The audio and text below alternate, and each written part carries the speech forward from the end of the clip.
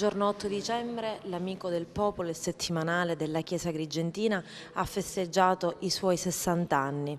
Oggi un incontro formativo per i giornalisti, ma per allargare anche questo momento di festa a tutta la città. Le chiedo cosa è cambiato nell'arco di questi anni e cosa invece non è immutato. Lei lo dirige da 10 anni, già è un bel numero. Sì, il settimanale appunto compie 60 anni, eredita quella che è la lunga tradizione della stampa cattolica agrigentina che affonda le sue radici nel 1891 e che negli anni ha avuto diverse denominazioni. In 60 anni è cambiato il modo di fare comunicazione e così iniziò con le linotype, si componeva a caldo, oggi si stampa a freddo.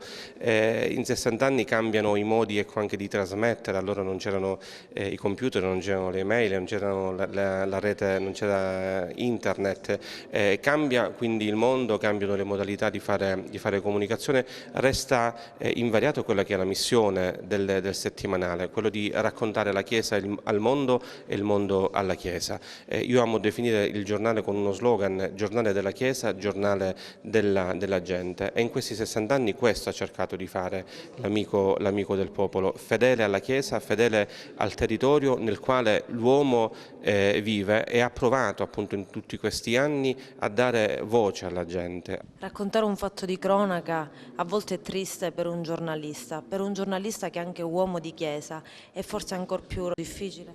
No, diciamo, io amo dire sempre a chi scrive per il settimanale che l'aggettivo cattolico non deve mai prevalere sul sostantivo settimanale. Prima di tutto noi facciamo un settimanale con quelle che sono le regole e le modalità, ecco, di fare giornalismo.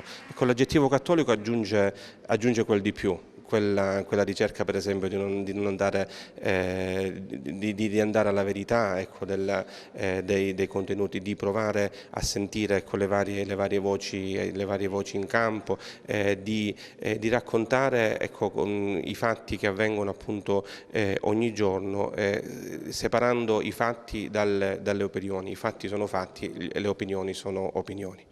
Ci sono degli obiettivi per il futuro, delle nuove scommesse? Ma il futuro, indubbiamente, la sfida da cogliere è quella di Internet. Oggi la carta perde sempre più spazio e si fa largo appunto la sfida della rete. Il giornale già c'è, cercare di sposare, di far convivere il cartaceo con diciamo, la forma telematica dell'informazione.